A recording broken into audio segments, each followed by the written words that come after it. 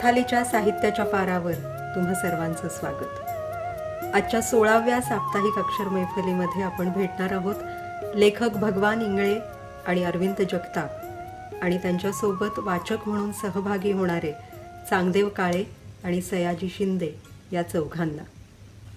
आपलं आयुष्य, आपला जीवनानुभव कोणताही आडपडदा न ठेवता मांडण्याचं धाडस ज्यांनी ढोर या आत्मपर लेखनात केलं असे लेखक भगवान इंगळे, त्यांच्या आत्मकथनाचा पुढचा टप्पा त्यांनी मांडला आहे उभारणी या पुस्तकातून।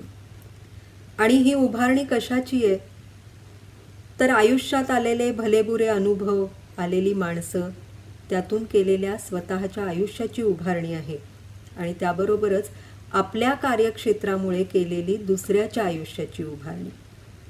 आणि या उभारणीला एक पारंपरिक संबंध आहे हाळ किंवा उभारणाचा, जो मुळातून वाचण्यासारखा आहे।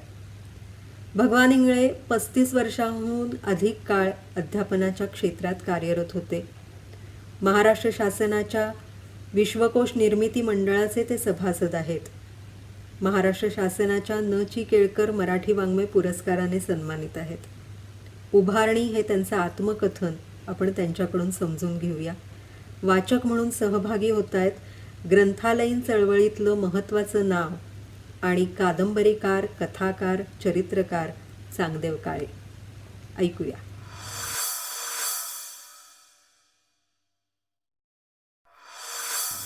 आमच्या पारंपरिक चामडे रंगवण्याच्या व्यवसायामध्ये आयताकृती चिरेबंदी खोल टाकी बांधलेली असायची। तिच्या दोन्ही बाजूनं वर निमुळत होत गेलेल्या मजबूत अशा वर परसभर उंचीच्या भिंती बांधून त्याच्यावर जाड मजबूत आडू टाकलेला असायचा। कचरट रंगलेल्या चामड्यांना केकताडाच्या फडानं त्याच्या पिशव्या करून त्यामध्ये सालहिडाचा कुटलेला भुगा भरून त्या आम्ही त्याच्यावर टांगायचो, आडूवर टांगायचो। आणि त्यासाठी त्याला वेळोवेळी त्या टाकीतला कस, सालहिड्याचा कस भरावा लागायचा। ते मरणपाय कष्टाचं काम असायचं। या संपूर्ण प्रक्रियेला उभारण असं म्हटलं जायचं। आज आमचा हा पिढीजात व्यवसाय बंद झालेला आहे। उभारणीवर मी लहानपणी काम केलं, त्यातलं कष्ट माझ्यामध्ये मी मुरवलं गेलं आणि मला त्याच्या पुढील आयुष्यामध्ये उपयोग झाला। माझं ग्रंथालयानं ढोर हे आत्मकथन प्रकाशित केलं, त्याची 8वी आवृत्ती आलेली आहे। मला माझ्या आयुष्यामध्ये विविध समाजातले मित्र भेटले। त्यांच्या भऱ्या बुऱ्या अवस्थेला जबाबदार असणाऱ्या व्यवस्थेचा मी शोध भिडू या ग्रंथालयाने प्रकाश केलेल्या व्यक्तिचित्रणातून घेतला। त्याची आता 5वी आवृत्ती आलेली आहे। माझं कुटुंब, शिक्षकी पेशा आणि सर्व जाती धर्माचा समाज यांच्या वागण्या बोलण्यातून मला नवी दृष्टी प्राप्त झाली। माझ्यातलं माणूस पण मला जपता आलं आणि काही लोकांच्या त्यामुळं अडीअडचणीमध्ये मला त्यांच्या पाठी खंबीरपणे उभा राहता आलं। हे सहज घडलं। मला नोकरीसाठी विविध क्षेत्राची दारं खुली असतानाही मी अध्यापनाला, शिक्षकी पेशाला जीवित कार्य मानलं आणि त्यामुळं मी देश बांधणीमध्ये खारीचा वाटा उचलला। त्याची कहाणी म्हणजे माझं पुढचं आत्मकथन उभारणी हे आहे। मी गावी शिक्षण पूर्ण केलं आणि मुंबईमध्ये नोकरीला लागलो। धारावीत राहत होतो। तिथं अत्यंत गलिच्छ, अतिशय दुर्गंधीयुक्त, अंगावर शहारे आणणारं असं वातावरण होतं। तिथं राहत असल्यानं मला वसई रोडच्या डिग्री कॉलेजला सकाळच्या 6:50च्या लेक्चरला जाणं कठीण होतं।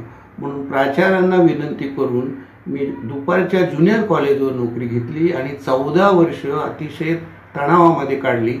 तशी वेळ इतर प्राध्यापकावर येऊ नये म्हणून मी काटकसर करून बँक लोन काढून कॉलेज शेजारी 2 छोटी घरं घेतली आणि परगावून आलेल्या प्राध्यापकाची राहण्याची सोय केली। कलकत्त्याहून आलेले डॉक्टर बाबू आणि सौ डॉक्टर बाबू या पती पत्नी माझ्या घरात भाड्यानं राहत होते। त्यांनी माझ्या मुलीचं नीलम हे नाव ठेवलं। ठाणे जिल्ह्यातले थोर समाजसेवक आदरणीय रोहिदासजी पाटील यांना स्वतःला कॉलेज शिकता न आल्यामुळे भौगोलिक परिस्थितीमुळे त्यांनी भाईंदर पूर्वेला पदवी महाविद्यालयाची उभारणी केली आणि त्या कॉलेजमध्ये आम्हा पती पत्नींना तिथे योगदान देण्याची संधी मिळाली. त्या कॉलेजने अंशुमन विचारे हा गुणी कलावंत महाराष्ट्राला दिला. मुलगी नीलम 12वी झाल्यानंतर मला पायलटच व्हायचे म्हणून आमच्यावर दबाव टाकू लागली. बरेचसे पालक आपल्याला जमलं नाही, अगर झेपलं नाही त्या क्षेत्रात जाण्यासाठी मुलावर प्रेशर आणतात. आमच्या बाबतीत उलट झालं. नीलम उत्तर प्रदेशातील रायबरेलीच्या इंदिरा गांधी राष्ट्रीय उडान आखाडेमधून पायलटची प्रवेश परीक्षा पास झाली. तिला 2003ला 16 लाख फी होती आणि 4 लाखाचा DD त्वरित जमा करून प्रवेश घ्यायचा होता. वेळ कमी होता आणि त्या प्रशिक्षणाला त्यावेळेला बँका लोन द्यायला, कर्ज द्यायला नाखुश होत्या. परंतु न्यू मरीस लाईनचे धडाडीचे शाखा मॅनेजर मुंबईतल्या श्री नागराजू नीलमवर प्रभावित झाले. तिच्या व्यक्तिमत्वावर प्रभावित होऊन त्यांनी लोन सँक्शन केलं आणि 4 लाखाचा DD काढताना अडचण आली. कारण रायबरेलीला कॅनराची शाखा नव्हती. दिवाळी तोंडावर आली होती. आमची दमछाक होत होती. थोड्या दिवसामध्ये पैसे जमवणं कठीण होतं आणि मी मॅनेजरसमोर उद्विग्न झालो आणि माझ्या तोंडून कवितेच्या ओळी बाहेर पडल्या. देव देतो सद्गुणी बालकांना, काय म्हणून आम्हास करंट्यांना, लांब त्याच्या गावास जाऊन या, गुढ घेतो हे त्यास पुसून या.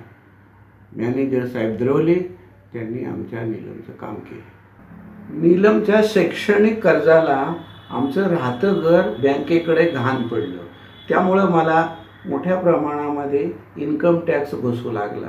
तो वाचवण्यासाठी आम्ही छोटं मोठं जुनं पानं घर बघू लागलो. माटुंगा रोडच्या समोर रुपारेल कॉलेजच्या बाजूला एक घर बघण्यात आलं. ते घर कुणी घेत नव्हतं कारण तिथं आत्महत्या झाली होती आणि तिथल्या रहिवाशांनी त्या घराचं नाव भूत बंगला ठेवलं होतं. आम्ही ते मुद्दाम घेतलं. तर 5 वर्षांनी दादरला राहणारे प्रख्यात वास्तुविशारद मटकर साहेबांनी ते म्हणले, ते घर खूप भाग्यवान आहे, आम्हाला विकता का? आम्ही त्यांना ते न विकता त्यांनाच 22 महिने भाड्यानं दिलं. माझा मेहुणा, त्याचं लग्न जमत नव्हतं. पंचांगामध्ये संतती योग नाही, जमू नका, मूलबाळ होणार नाही असं सांगितलं जात होतं. आम्ही ते मुद्दाम जमवलं. तर वर्षभराच्या आत त्याला 2 जुळे मुलं झाली, हेल्दी मुलं झाली. आम्ही ह्या असल्या अवैज्ञानिक खुळचट अंधश्रद्धा मोडण्याचा प्रयत्न केला. मुलगा निखिलेश विले पार्लेच्या साठे कॉलेजला 11वी शिकत होता. तो 26 जुलै 2005चा दिवस. त्याचं कॉलेज पावसामुळे दुपारी 2 वाजता सुटलं आणि तो प्रलयकारी महापुरात अडकला. आम्ही आईवडील रात्रभर रडत होतो. तो दुसऱ्या दिवशी सकाळी 7 वाजता जगून वाचून घरी आला. मला म्हणाला, पप्पा, तुम्ही म्हणता ना देव देवळातल्या मूर्तीत नाही तर तो माणसामध्ये आहे. मला त्याचा प्रत्यय आला. मला साऊथ इंडियन IC कॉलेज बोरिवलीला राहणाऱ्या साऊथ इंडियन अंकलने स्वतःच्या मुलाच्या पेक्षाही जास्त जपून आणलं. ते मला, निखिलेश तू इथं थांब म्हणायचे आणि ते स्वतः चालत थोड्या अंतरावर खड्डा किती आहे, पाणी किती भरलेलं आहे त्याचा अंदाज घेऊन पुन्हा माघारी यायचे आणि मला हाताला धरून जपून न्यायचे. ते कोण, कुठले, आपल्या जातीचे का पातीचे का धर्माचे का आपल्या प्रांतातले? अरे निखिलेश, त्या सत्पुरुषाने मानवता धर्म जपला. निखिलेश 12वी झाल्यानंतर तो अमेरिकेतल्या फ्लोरिडा राज्यात गेला आणि 8 महिन्यामध्ये कमर्शियल पायलट लायसनमध्ये पायलटचं प्रशिक्षणाचं कोर्स पूर्ण केलं त्याने. आणि आमच्या घरातील एका पायलटने दुसऱ्या पायलटला जन्म दिला. तो अमेरिकेतून मला विचारू लागला, पप्पा मला इथं छोटं मोठं काम मिळतंय, मी राहतो इथे. अरे याच्यासाठी तुला तिकडे पाठवलं आहे का? निखिलेश, महामानव डॉक्टर बाबासाहेब आंबेडकरांनी जाणीवपूर्वक संविधानामध्ये केलेल्या तरतुदीमुळे मी शिष्यवृत्तीवर शिकलो, दुर्गंधीयुक्त नांदीकुंडातून इथवर आलो. भारतीयांचे आपल्यावर ऋण आहेत. तो 2008ला भारतात आला. तिकडे अमेरिकेत लेहमन ब्रदर्सने अमेरिकेला दणका दिला. आता निखिलेश जागतिक आर्थिक मंदीमध्ये अडकला. त्यात आपल्या देशातल्या भ्रष्ट व्यवस्थेमुळे त्यांनी अभ्यास करून त्याचं CPLचं लायसन कन्व्हर्ट केलेलं होतं, परंतु दिल्लीवरून ते वेळेत आलं नाही. त्याच्यामुळं त्याची नोकरीची संधी गेली आणि तो 6 वर्ष बेकार राहिला. मी कर्नाटकातील बेळगावला बॅरिस्टर नाथ पै व्याख्यानमालेत आत्मकथनाचा कार्यक्रम द्यायला निघालो होतो. रात्रीचा प्रवास करत होतो. रेल्वेत TC साहेब आले. त्यांनी माझ्या तिकटा पाहिला. त्याबरोबर मलाही निरखलं आणि माझ्या पायाला स्पर्श करून ते म्हणाले, सर मी बालबच्चेवाला विद्यार्थी आपला. काय तू भोलेनाथ पाल? हो सर. मी वर्गात तुम्हाला सांगायचो की सर हे प्लेटो, ॲरिस्टॉटल, हेगेल फार डोक्यावरून जातात. तुमच्या लाईफमधली स्टोरी सांगा. स्टोरी तुमच्या त्या दाहक अनुभवातली प्रेरणा घेऊन इथपर्यंत आलो. हा भोलेनाथ उत्तर प्रदेशातून मुंबईला शिकायला आला होता. ग्रँड रोडच्या माझ्या भवन्स कॉलेजमध्ये शिकत होता. तो लहान असताना त्याची आई गावाकडे सर्पदंशानं दगावल्या होत्या. तो 2 मुलाचा बाप होता शिक्षण घेत असताना, म्हणून मी त्याचं नाव बालबच्चेवाला भोलेनाथ ठेवलं होतं. हा भोलेनाथ मोलमजुरी करून, हमाली करून, कष्ट करून, संसार पाणी पाहत माझ्याकडे शिकला. भवन्स कॉलेजला एका विद्यार्थिनीचा जटिल प्रश्न निर्माण झाला होता. ती TYच्या शाही पेपरला सेकंड क्लासमध्ये पास झाली होती. तिचे SYचे 2 विषय राहिल्यामुळे, त्याला एटीकटी लागल्यामुळे तिच्या BA रिझल्टचं घुंगडं वर्षानुवर्ष भिजत पडलं होतं. ती ऑक्टोबर-मार्चच्या परीक्षेला बसायची, पेपर फुल भरायची, पुरवण्या लावायची, पण एका वाक्याचा अर्थ दुसऱ्या वाक्याला लागत नसायचा. त्याच्यामुळं तिचं ते रहाडगाडगं चालूच राहिलेलं होतं. तिला एक स्थळ बँकेतलं आलं होतं. तो मुलगा म्हणायचा, पूजा पास झाली तर मी लग्न करीन. काही मुलं हुंड्यासाठी अडून बसतात. हा शिक्षणाला महत्त्व देत होता. पूजा 10 वर्ष झाले त्या 2 विषयात पास होत नसल्यामुळे महाराष्ट्राच्या विधानसभेत त्यावर लक्षवेधी लागणार होती. तसं जॉईंट डायरेक्टर साहेबांचं मला पत्र आलं होतं, कारण मी त्यावेळेला विभाग प्रमुख होतो. माझ्यापुढं ते मोठं आव्हान होतं. पण माझ्या आणि त्या पूजाच्या अथक परिश्रमानं पूजा यशस्वी झाली. उद्यमेन ही सिद्धंती कार्यान न मनोरथे नहि सुप्तस्य सिंहस्य प्रविशन्ति मुखे मृगा. तेव्हा केवळ स्वप्न पाहून, मनोरथ करून काही साध्य होत नाही. जंगलाच्या राजाला, सिंहाला देखील हरिणाची शिकार करताना मोठा संघर्ष करावा लागतो. उभारणी म्हणजे संघर्ष आहे, जिद्द आहे, वादळाशी टक्कर आहे. माझी मुलगी कॅप्टन नीलम, माझा जावाई कॅप्टन रॉबिन, माझा मुलगा कॅप्टन निखिलेश, तिघही मुख्य वैमानिक आहेत. आज ते जागतिक हवाई वाहतूक क्षेत्रात मोलाचं योगदान देत आहेत. माझं कुटुंब मोठ्या प्रमाणात इन्कम टॅक्स देऊन राष्ट्र उभारणीत हातभार लावत आहे, याचा मला अभिमान आहे. वाचक माझ्या उभारणीची देखील दखल घेतील हा विश्वास आहे. भगवानराव इंगळे यांचं उभारणी हे आत्मचरित्र मी नुकताच वाचलं. यापूर्वी त्यांचं ढोर भिडू ही पुस्तकं वाचलेली होती. त्यांच्या लेखनामध्ये त्यांनी जे आयुष्य सहन केलं आहे, त्यांच्या वाट्याला जे आयुष्य आलं आहे, त्या सगळ्यांचा सुंदर असा पट त्यांनी या लेखनातून मांडलेला आहे. खरं आत्मचरित्राला सुंदर म्हणणं चुकीची गोष्ट आहे, कारण हे प्रत्यक्ष अनुभवलेलं आयुष्य आहे, जगलेलं आयुष्य आहे. पण हे जगलेलं आयुष्य किती कटू असेल, कडू असेल, अनेक संकटांनी भरलेलं असेल, तरीसुद्धा त्यासाठी कुठल्याही प्रकारची कटुता त्यांच्या लेखनामध्ये आलेली नाही आहे.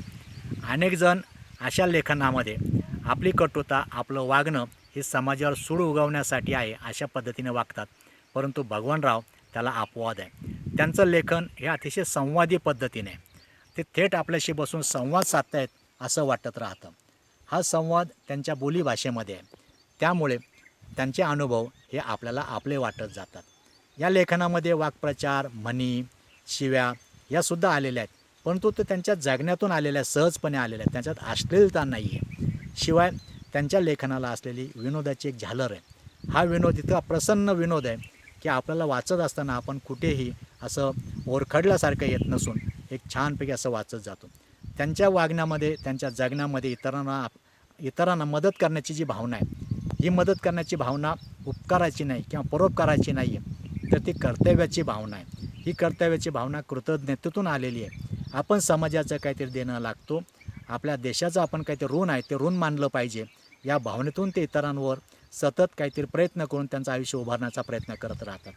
त्यांची निखिल आणि नीलम यांचं आयुष्य ते ज्या पद्धतीने साकार करू इच्छितात त्याप्रमाणे त्यासाठी कष्ट घेतात, अनेक त्रास सहन करतात, परिश्रम घेतात, परंतु त्याच वेळेस ते त्यांच्यासोबत असलेले मुक्ता, वाळिंजकर, सुरेश यासारख्या अनेकांना मदत करतात. ही मदत करताना त्या चालीरीती, रूढी, अंधश्रद्धा यांच्यावरही टीका करतात, परंतु ही टीका बोचरी नाही आहे, तर ती टीका सकारात्मक दृष्टीने आहे की तिच्यातून आपण काहीतरी बोध घेतला पाहिजे. म्हणजे एखाद्याचं शेव बांधायचं असेल तर शेव बांधत असताना त्याच्यावर जे काही साड्या वगैरे घातल्या जातात, त्या साड्या उद्या जाळल्या जाणाऱ्या सारणामध्ये, तर चितेमध्ये, तर त्या तिथं जाळण्याच्या ऐवजी आपण गरिबांना का नाही देत, इतक्या सहजपणे ते सांगून जातात. हुंडा ही पद्धत, कशासाठी हुंडा हवा? मुक्ताला मी इतकं शिकवलं, MA BEd केलं आहे, आणि तरीसुद्धा कोणी जर हुंडा मागत असेल तर मी हुंडा देणार नाही आणि असंही लग्न त्या मुलाशी करणार नाही, अशा पद्धतीची ती भूमिका घेतात. त्यामुळे त्यांचं लेखन हे अतिशय आपलं लेखन वाटतं आणि हे लेखन अतिशय दर्जेदार, कसदार आणि प्रामाणिकपणे लिहिलेलं लेखन आहे. या लेखनामुळेच माझे ते आवडते लेखक झाले आहे. त्यांच्या लेखनाला माझ्या खूप खूप शुभेच्छा. रोज नव्याने बदलणाऱ्या तंत्रज्ञानाने आता परस्परांमधला संवाद बोटाच्या एका क्लिकवर आणलाय. पण तरीही कविवर्य मंगेश पाडगावकर म्हणतात तसं पत्र म्हणजे कागदाचा एक तुकडा, पत्र म्हणजे काळजाचा एक तुकडा. परस्परांमधला हा संवाद लिहिणारा आणि वाचणारा यांच्यामधला अतिशय खाजगी स्वरूपाचा, जिव्हाळ्याचा संवाद, ये हृदयीचं ते हृदयी नेणारा. TV वरच्या एका कार्यक्रमाच्या निमित्ताने पत्रांची एक मालिका सुरू झाली आणि ती इतकी रसिकमान्य झाली की पुस्तक रूपाने अक्षर झाली. प्रसिद्ध लेखक, कवी, गीतकार, पटकथा, संवाद लेखक अरविंद जगताप यांचा पत्रास कारण की हा पत्रसंग्रह, चित्रपट ते छोटा पडदा अशा सगळ्या माध्यमांमधून ज्यांची लेखणी सहजपणे अभिव्यक्त होते आणि या सगळ्या माध्यमांचं मर्म ज्यांना नेमकेपणाने गवसलंय असे अरविंद जगताप. लेखनासाठीच्या अनेक पुरस्कारांनी ते सन्मानित आहेत. सामाजिक विषयांवरचं भाष्य असो किंवा कविता असो, गीत असो, विनोदाचे अनेक रंग असोत, त्यांचं हे सगळं लेखन आपल्याला वाचक म्हणून मनोरंजनाच्या पलीकडे नेतं आणि सजग अंतर्मुख करतं.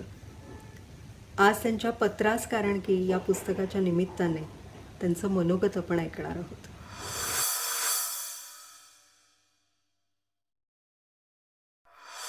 नमस्कार. पत्रास कारण की या पत्रांच्या संग्रहाचा हा गेल्या 2 वर्षांमधला प्रवास तुमच्यापुढे मांडायचा आहे. चला हवा युद्धामध्ये लिहिलेली पत्र, खरं तर एक पत्र लिहायचं म्हणून सुरू झालेला तो प्रवास होता, पण प्रेक्षकांच्या आग्रहामुळे वारंवार पत्र लिहित गेलो, वारंवार मागणी होत गेली आणि सागर कारंडेच्या आवाजाने, माझ्या शब्दांना एका वेगळ्या विश्वात नेलं. लोकांच्या मनावरती पत्र खूप बिंबवली गेली त्याच्या गंभीर गंभीर आवाजाने. आणि लोकांचा असा आग्रह झाला की ही सगळी पत्र एकत्र वाचायला मिळावी, आणि त्या निमित्ताने पत्रास कारण की हा संग्रह ग्रंथालयाने प्रकाशित केला. या पत्रांमधून सगळ्यात महत्वाची गोष्ट सांगण्यासारखी हीच होती की मला जे वाटतंय, सभोवताली जे घडतंय, किंवा खूप अशी माणसं सभोवताली होती की ज्यांचं काम खरंच खूप चांगलं होतं. उदाहरणार्थ नरेंद्र दाभोळकर असतील की ज्यांच्याबद्दल लिहिणं म्हणजे हे मोठं आव्हान होतं की दाभोळकरांबद्दल एवढं सगळं त्या माणसाचं काम आहे, एवढं सगळं त्यांनी करून ठेवलेलं आहे. पण खरोखर त्या माणसाचं म्हणणं काय असेल, जर ते असते तर त्यांना काय वाटलं असतं, आजच्या काळात त्यांना काय बोलावं असं वाटलं असतं. अशा पत्रापासून खरं तर हा प्रवास सुरू झालेला आहे. मग त्यानंतर बऱ्याच व्यक्तींबद्दल, सचिन तेंडुलकर असेल, सचिन तेंडुलकर बद्दल लिहिणं खरं तर काय उरलंय, सचिन तेंडुलकर बद्दल सगळ्यांनी इतकं सगळं लिहिलंय. पण त्यावेळी असं वाटलं होतं की सचिन बद्दल एक सामान्य गृहिणी, कारण प्रत्येक घरातले पुरुषांना एवढी क्रिकेटची आवड असते, पण त्याच्यासोबत त्यांच्या त्या क्रिकेटला वैतागलेल्या गृहिणी खूप असतात. पण सचिन सारखेच काही मोजके खेळाडू आहेत की ज्यांच्याबद्दल आपला नवरा सतत सचिन तेंडुलकरची मॅच बघत बसतो तरीही त्यांना तक्रार करावीशी वाटत नाही, एवढं त्या सचिन तेंडुलकरवर प्रेम असतं या देशातल्या प्रत्येकाचं. तर त्या गृहिणीच्या काय भावना असतील असं ते सचिन तेंडुलकरचं पत्र लिहिलं. मग हा सगळा पत्रांचा प्रवास मला असं वाटतं की महत्वाचा यासाठी आहे की आधीच्या लोकांना, म्हणजे आपली जी परंपरा आहे ती पत्रलेखनाची खूप मोठी आहे. त्यात मला सगळ्यात महत्वाचं वाटतं की जी शिवाजी महाराजांची आज्ञापत्र आहेत ती आदर्श राज्यकारभाराचं यापेक्षा उत्तम उदाहरण दुसरं कुठलं असू शकत नाही. किंवा लोकहितवादींनी लिहिलेली शतपत्र आहेत, किंवा विश्रब्ध शारदासारखे खंड आहेत, किंवा आपल्याकडे कुसुमानील नावाचा पत्रांचा संग्रह, जी कवी अनिल आणि त्यांच्या पत्नी कुसुम यांनी एकमेकांना लिहिलेली अशी भन्नाट पत्र खरोखर वाचायला मिळत नाही. हे पुस्तक, ह्या सगळ्या पत्रांचा वारसा, या सगळ्या पत्रांचा इतिहास, आणि आपण जी लहानपणी किंवा गावोगाव पत्रांचा जो पत्र लेखनाची जी परंपरा होती की गावातला सैनिक किंवा गावात कुठेतरी काम करणारा माणूस जेव्हा आपल्या गावी पत्र लिहायचा तेव्हा गावात एखाद दुसराच कोणीतरी वाचणारा असायचा. मग तो पत्र वाचून दाखवायचा आणि अख्खं गाव ते पत्र ऐकायला जमलेलं असायचं, कारण तो आपल्या गावाचा सुपुत्र आहे आणि त्याने प्रत्येकाची आठवण त्या पत्रात काढलेली असायची. ह्या पद्धतीने जेव्हा पत्र लिहिली जायची, त्या पत्र लिखाणाच्या वेळी सुद्धा सगळ्यात महत्वाचा भाग हा असायचा की घरातला प्रत्येक माणूस जमलेला असायचा पत्र लिहिताना, त्याचा काहीतरी निरोप असायचा. हा निरोप म्हणजे मामाचा, आत्याचा, आजीचा. तर पत्र लिहिण्याच्या निमित्ताने सगळी माणसं गोळा होतात, घरातली गोळा व्हायची आणि ते पत्र समोरच्याला पाठवायची. हा जिव्हाळा मला असं वाटतं पत्राने जपलेला होता. ही सगळ्यात आपुलकी पत्रामुळे आपल्यात टिकून होती. ती सगळ्यात महत्वाची वाटते पत्र लिहिण्याची, ती सगळ्यात महत्वाची प्रेरणा असते असं मला वाटतं. पत्रांच्या बाबतीत जे सांगायचंय ते या पत्रस्कारणकीच्या मनोगतात पण मी मांडलंय. या निमित्ताने मी यातला काही भाग तुम्हाला वाचून दाखवतो. पूर्वी जवळचा माणूस बाहेर असल्यावर जी हुरहुर असायची ती आता नसते. संपर्कात असणं खूप वेळा गाफील ठेवतं आपल्याला. नकळत आपण विचार करायचं सोडून देतो. मोबाईल नव्हता तेव्हा सारखी आठवण असायची आपल्या माणसाची, सारखा विचार असायचा, सारखा विषय निघायचा. आता मेसेज आला, विषय संपला. आपली कल्पनाशक्ती संपत चालली. खूप घटना आपण आधी आपल्या मनानं बघायचो, कल्पनेत चित्र रंगवायचो. मामाच्या शेतातल्या आंब्याला किती आंबे असतील, नदीला किती पाणी असेल, बाहेरगावी गेलेले वडील येताना काय घेऊन येतील, माहेरी गेलेल्या बायकोला नवऱ्याने घराची काय वाट लावली असेल, हे सुद्धा दिसायचं डोळ्यांसमोर. आजकाल ही सगळी हुरहुर, सगळी उत्सुकता संपली. आपल्याला कुठल्याच गोष्टीची कल्पना करावी लागत नाही. सगळं आपल्या डोळ्यांसमोर उभं राहू शकतं तंत्रज्ञानामुळे, ठरवलं तर. आपल्या आयुष्यातले सरप्राइजेस खूप कमी होत चाललेत. सहजपणे गोष्टी कळत चालल्यात. आपली कल्पनाशक्ती खूप अशक्त होत चालली. मेंदूवर ताण देण्याचं काम खूप कमी होत चाललंय. गुगलवर आपण नको तेवढे अवलंबून आहोत. खूप गोष्टी आपल्या आपण शोधायचो, वाचायचो. लायब्ररीत तासन तास एखादं पुस्तक शोधायचो. त्यात आणखी 2-4 दुर्मिळ पुस्तकं हाती लागायची. आता असं दुर्मिळ आणि अचानक काही हाती लागतं.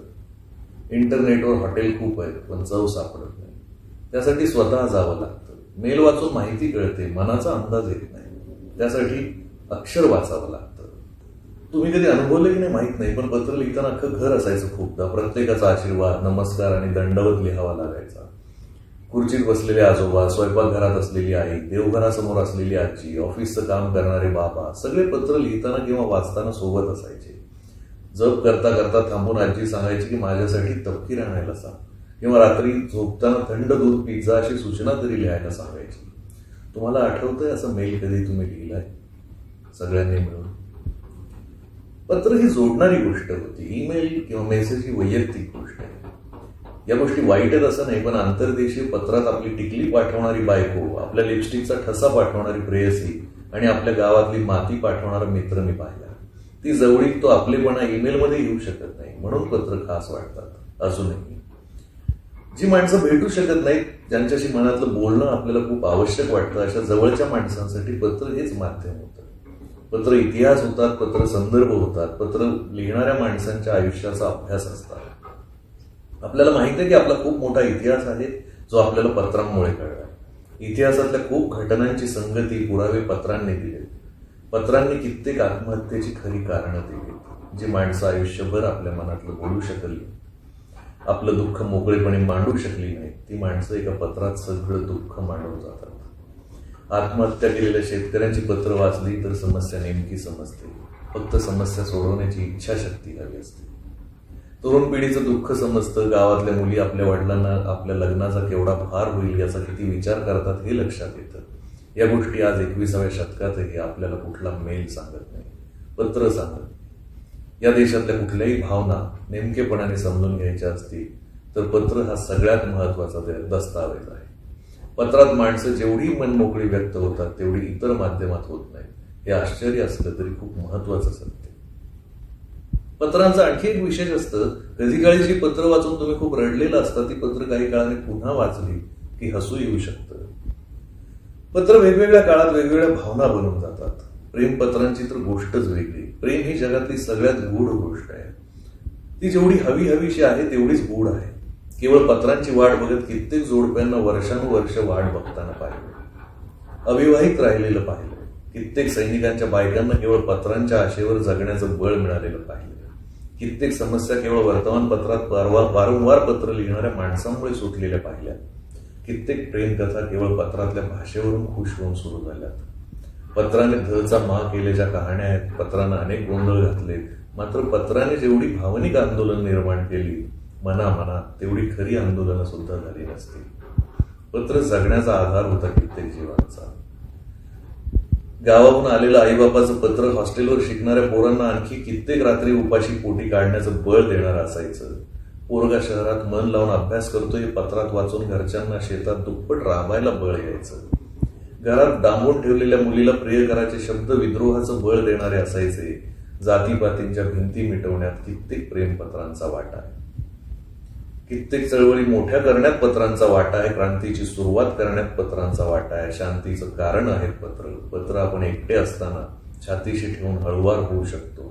बाकी काहीच नसतं एवढ्या जवळ घेण्यासारखं. मोबाईल फक्त खिशात व्हायब्रेट होऊ शकतो, पण गदगदून हलवू शकतं ते पत्र. खरं तुमच्या समोर आणता आला. यात फक्त एकच गोष्ट वारंवार स्पष्ट करायची असते की हे काही मार्गदर्शन नाही, हा काही उपदेश नाही किंवा हे कोणाला शिकवण्यासाठी नाही. हे ज्या क्षणी जे वाटलं, मुळात पत्र लिहिली जातात तेच कारण या पत्रास कारण की संग्रह लिहिण्यामागे आहे. पत्र लिहिली जाण्याचं सगळ्यात महत्वाचं कारण असतं आपल्या जवळच्या माणसाला खूप काही महत्वाचं, खूप काही आतून सांगावं वाटतं, तेव्हा आपण पत्र लिहितो. आपल्या जवळच्या माणसाने जवळच्या माणसासाठी लिहिलेलं पत्र असतं. तसंच हे अगदी जवळीकीतून, अगदी खूप मनातून सांगावं वाटलं म्हणून लिहिलेलं पत्र आहे. म्हणून लिहिलेली ही सगळीच पत्र आहेत. आणि सगळेच विषय या निमित्ताने, म्हणजे शेतकरी असतील किंवा सगळे स्त्रियांच्या काही गोष्टी असतील, समस्या असतील किंवा आपल्याला भावणारी माणसं असतील, या सगळ्यांबद्दल व्यक्त होण्याची संधी या पत्रांमधून मिळाली. म्हणून पत्रास कारण की हा संग्रह निर्माण झाला. टीव्ही मधून चला हवा युद्धातून तुम्ही ही पत्र बघितली होती, ऐकली होती, पण टीव्हीतलं कुठलं तरी साहित्य, टीव्हीत लिहिलं गेलेलं काहीतरी पुस्तकाच्या रूपात येणं ही खूप दुर्मिळ गोष्ट असते. पण पत्रांच्या निमित्ताने टीव्हीवर पाहिलेली पत्र पुन्हा एकदा पुस्तकात तुम्ही वाचली आणि त्याला भरभरून प्रतिसाद दिला, यातलं सगळ्यात महत्त्वाचं अप्रूप किंवा यश मला एवढंच वाटतं की हा संग्रह वाचल्यानंतर खूप तरुणांनी मला पत्र लिहिली, खूप तरुणांनी आवर्जून सांगितलं की आम्ही पहिल्यांदाच पत्र लिहितोय. तर अशी कित्येक तरुण मित्र लिहिते झाले या निमित्ताने त्यांनी पत्र लिहिलं, हे मला सगळ्यात मोलाचं वाटतं आणि पत्रास कारणकीचं हे सगळ्यात महत्त्व कायम माझ्यासाठी राहील की माणसं लिहिती झाली, माणसांनी लिहिलं आणि खूप जवळीकीनं लिहिलं, आपुलकीने लिहिलं. झुलवासारख्या प्रायोगिक नाटकापासून दाक्षिणात्य चित्रपटांपर्यंतचा ज्यांचा अभिनय प्रवास अतिशय थक्क करणारा आहे असे प्रसिद्ध अभिनेते सयाजी शिंदे. शेतकरी कुटुंबात जन्मलेला आणि मातीत घट्ट रुजलेली मुळं न विसरलेला हा संवेदनशील माणूस आपल्याला दिसतो सामाजिक बांधिलकी जपताना. सातारा जिल्ह्यात हजारोंच्या संख्येने वृक्षांची लागवड करत धरतीला पुन्हा एकदा हिरवीगार करण्याचा वसा घेतलेला हा कलावंत आज साहित्याच्या पारावर वाचक म्हणून मनोगत मांडतोय. ऐकूया. नमस्कार. ग्रंथालयाच्या वतीनं साहित्याच्या पारावर हा जो कार्यक्रम घेतला जातो त्याला माझ्या मनपूर्वक शुभेच्छा आहेत. अतिशय सुंदर कार्यक्रम आहे आणि त्याच्यामध्ये आता अरविंद जगताप यांच्या पत्रास कारण की या पुस्तकाबद्दल मला बोलायला सांगितले.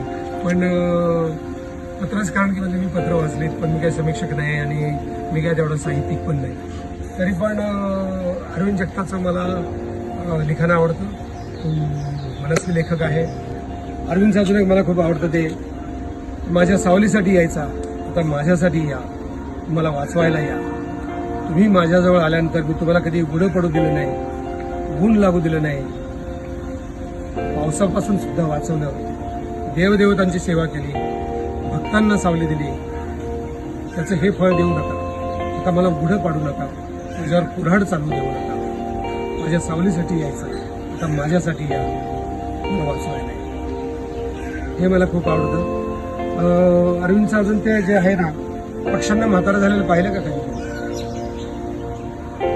माणसाला सुद्धा कायम तरुण राहायचं असेल, आकाशाला गवसणी घालायची असेल तर पक्ष्यासारखं जगता आलं पाहिजे, झाडासारखं जगाकडे मायेनं बघता आलं पाहिजे. प्रॉपर्टी नावावर असते, जमीन नावावर असते, म्हणजे काय खरं तर कागदावर नाव असतं. आपल्याला समजलं पाहिजे धूळ खात पडून राहायचं कागदाच्या पानावर का सावली देणारं झाड व्हायचं गावच्या मुलाला.